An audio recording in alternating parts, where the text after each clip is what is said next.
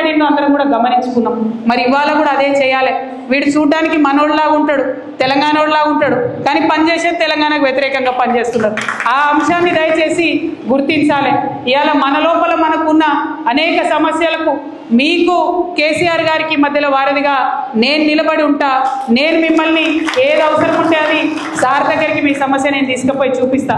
మనం చాలా బలమైనటువంటి పార్టీ, ఇంకా బలంగా ఎదుగుదాం. ప్రపంచంలో మనల్ని ఎవరు ఎదిరించలేనంత బలంగా ఎదుగుదాం. కానీ అట్ ద సేమ్ టైం ప్రజల్ని రక్షించుకోవాల్సినటువంటి అవసరం మనకున్నది. తెలంగాణ యొక్క అభివృద్ధిని కాపాడుకోవాల్సినటువంటి అవసరం మనకున్నది. ఆ ప్రథమ బాధ్యతను మర్చిపోవద్దని కూడా ఇక్కడ ఉండేటటువంటి నాయకులకందరికీ కూడా నేను సూచన చేస్తూ ఉన్నాను. మీ అందరికీ తెలుసు, ప్రపంచం అంతా ఉంటుంది. అప్పుడైతే ఆ ఈడీ సిబిఐ మొత్తం నా ఫోన్ నంబర్ టీవీలలోనే వేసేసారు. ప్రతి ఒక్కరి దగ్గర నా ఫోన్ నంబర్ ఉంటుంది. ఫోన్ నంబర్ లేని వాళ్ళు ఇన్స్టాగ్రామ్, ఫేస్బుక్, ట్విట్టర్ ఎట్లా అన్నా నన్ను రీచ్ కావచ్చు. మీకు ఏ సమస్య ఉన్నా తీర్చేటటువంటి బాధ్యత నేను తీసుకుంటా. కేసీఆర్ గారి దగ్గరికి మీ సమస్యను నేను వివరించి తీసుకొని వెళ్తా. మీరు నాకు ఒక వాగ్దానం చేయాలి. భద్రాచలంలో ఉప ఎన్నిక వస్తే ఎట్టి పరిస్థితులలో మళ్ళా ఇదే గులాబీ జెండా ఎగిరేయాలని చెప్పి మాట మీ అందరి దగ్గర నేను తీసుకుంటా ఉన్నాను.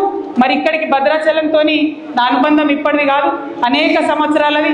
ఆనాడు భద్రాచలంకి బతుకమ్మ చేయడానికి వచ్చినప్పుడే నరసింహమూర్తి గారి ఇంటికి కూడా నేను వెళ్ళడం జరిగింది. ఇక్కడ బతుకమ్మ రాముల వారి సన్నిధిలో చేసినప్పుడు నాకు బాగా గుర్తుంది. జయశంకర్ గారు, కేసీఆర్ గారు ఇద్దరు పక్కపక్కన కూర్చొని నాకు ఫోన్ చేశారు. నీకు భద్రాచలంలో ఇంతమంది లేడీస్ ఎట్లా వచ్చినారు అసలు అని అడిగినారు. అంటే నేను చెప్పాను, లేదు ఇక్కడ చాలా చైతన్యం ఉన్నది, చాలా అద్భుతంగా పనిచేసేటటువంటి వ్యక్తులు, నాయకులు ఉన్నారు, అందుకే ఇంత మంచిగా ఇక్కడ పండగ జరుపుకుంటా ఉన్నారని చెప్పినాము. ఆ చైతన్యం ఇప్పుడు ద్విగుణీకృతమైంది.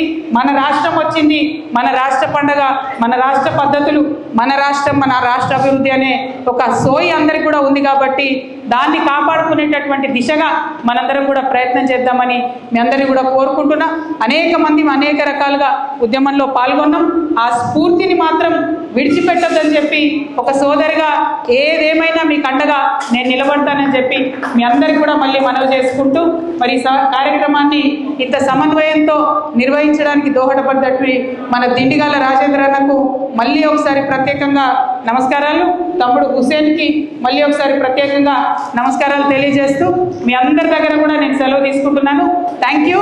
జై తెలంగాణ, జై కేసీఆర్, జై తెలంగాణ.